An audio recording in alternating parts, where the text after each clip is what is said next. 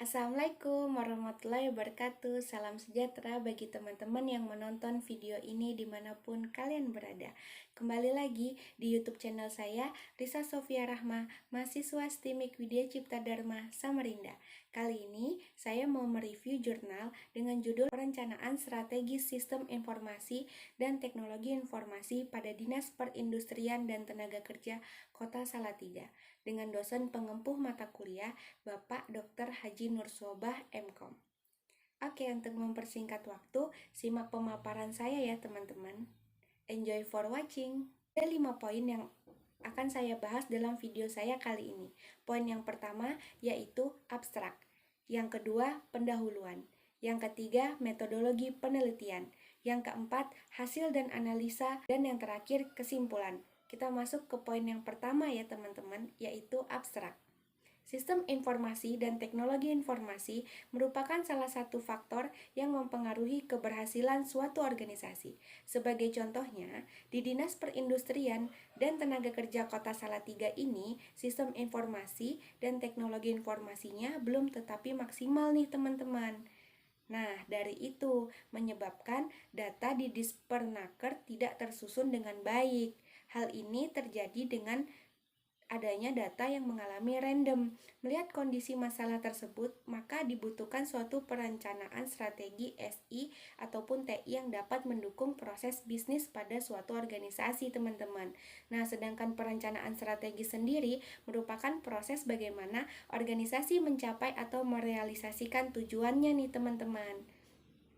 Penelitian ini dalam jurnal ini menerapkan strategi sistem informasi dan teknologi informasi dengan menggunakan metode Word and Paper, teman-teman. Metode ini dilakukan dengan menganalisa lingkungan bisnis, juga lingkungan SI maupun TI secara internal dan eksternal nih teman-teman. Nah, selanjutnya kita masuk ke poin kedua yaitu pendahuluan.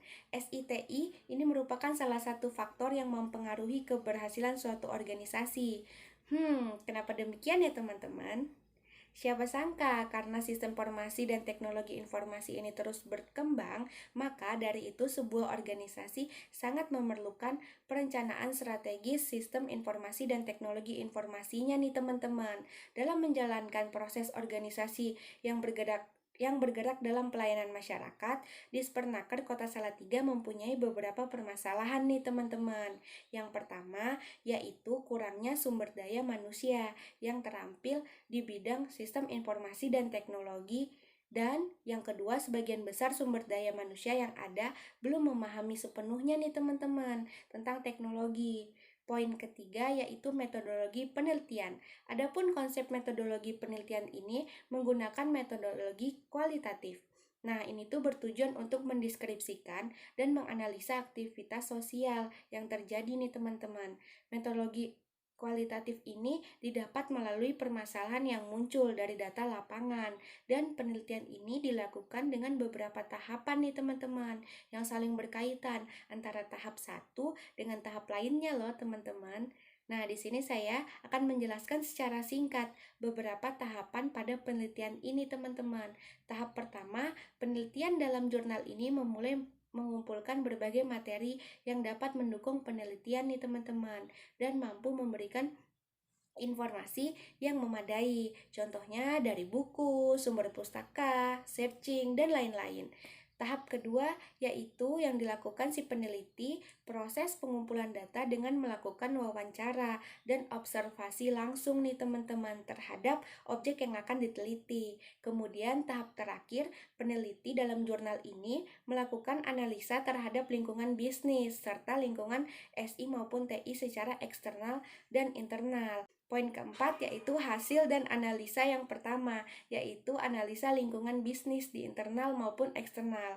Pada tahap awal penelitian di dalam jurnal ini menggunakan analisa SWOT yang dilakukan untuk mengetahui kekuatan, kelemahan, peluang, dan ancaman dengan melihat lingkungan bisnis secara internal dan eksternal pada Dispernaker Kota Salatiga, teman-teman.